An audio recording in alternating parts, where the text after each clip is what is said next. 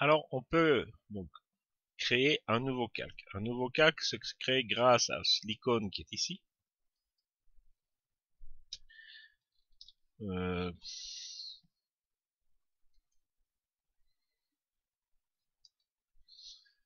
soit en allant sur calque, ici, calque, nouveau calque. Donc la touche de raccourci pour faire ça, c'est majuscule, majuscule, CTRL N.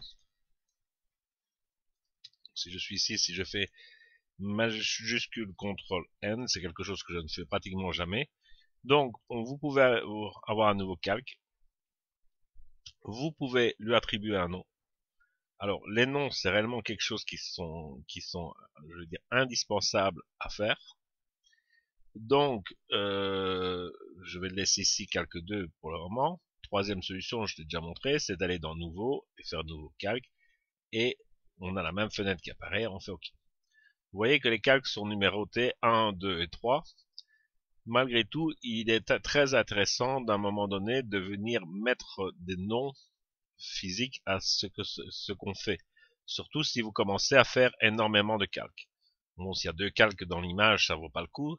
Si maintenant vous vous retrouvez avec 5, 6, 7, 8, 10 calques, il vaut mieux venir mettre les noms pour que ça soit le plus clair possible.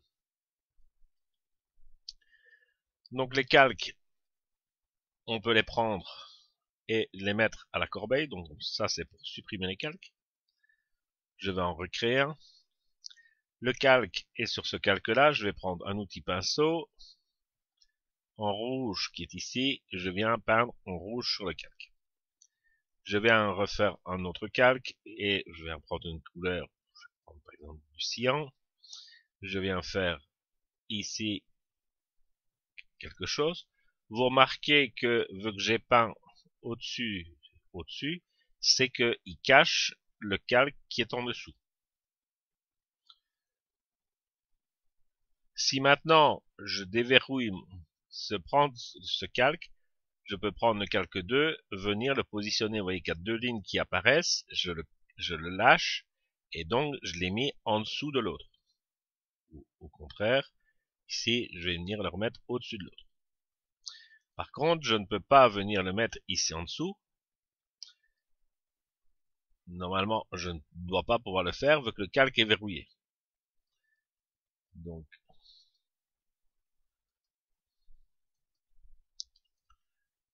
là, je dirais que c'est un bug parce que si je vais rouvrir une image, normalement, il ne doit pas me permettre de faire ceci. Je vais en profiter pour me remettre aussi en Profoto.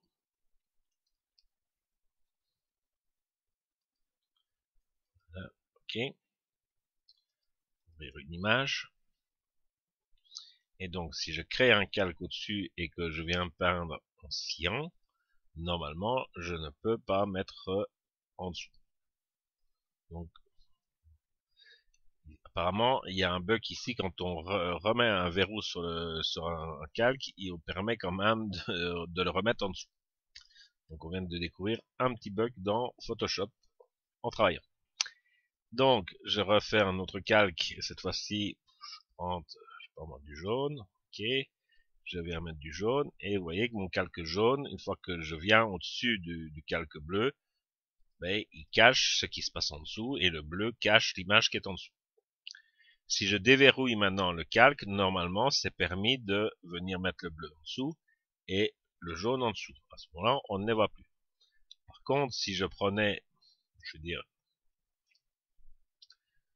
l'outil gomme, et que je viens dans celle-ci gommer, on voit que le bleu, le cyan qui est en dessous, réapparaît. Donc, je vais faire un CTRL-Z pour revenir en arrière.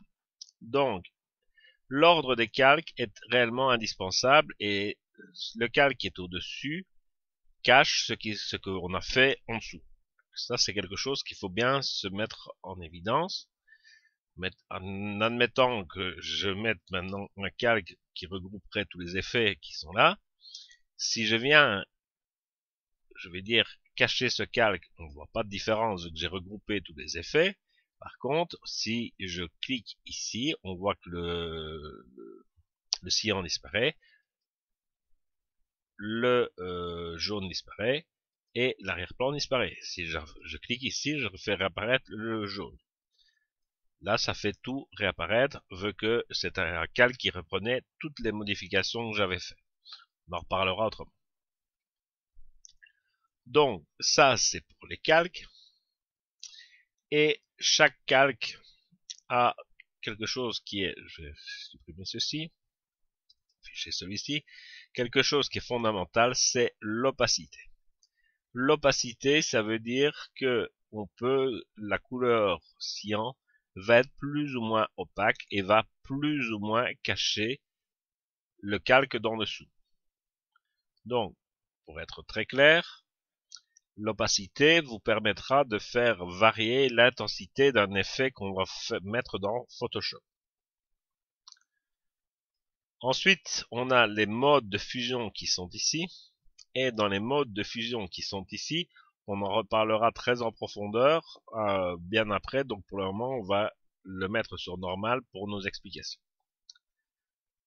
Qu'est-ce qu'on a encore? On peut rechercher par type de calque. Donc il y a toute une liste de calques qu'on peut essayer de trouver.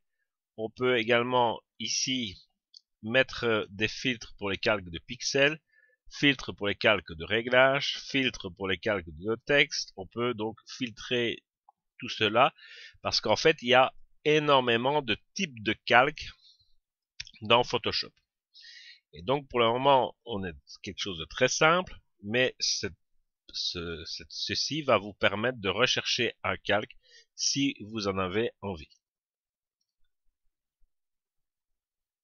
Alors, et le dernier bouton ici fait que le filtre est actif ou pas. Donc, si je vais dire ici que je renomme ceci en dessin, si ici je tape, je peux taper soit le nom, et donc à ce moment-là, ben, je vais mettre que je cherche dessin. Évidemment, quand on en a que 3, c'est pas évident. Et ceci montre que le filtre est actif. Si je fais ceci, le filtre n'est plus actif. Là, il est à nouveau actif. Donc ça vous permet de retrouver des calques sur le nom. Pouvez aussi sur le type de calque que vous pouvez, donc c'est comme ça que vous les avez ici. Sur les effets aussi, si vous en avez fait des effets, sur le mode, attributs, etc. Tout ça, à mon sens, point de vue photo, on ne va pas s'en servir énormément, mais c'est pour juste expliquer le logiciel.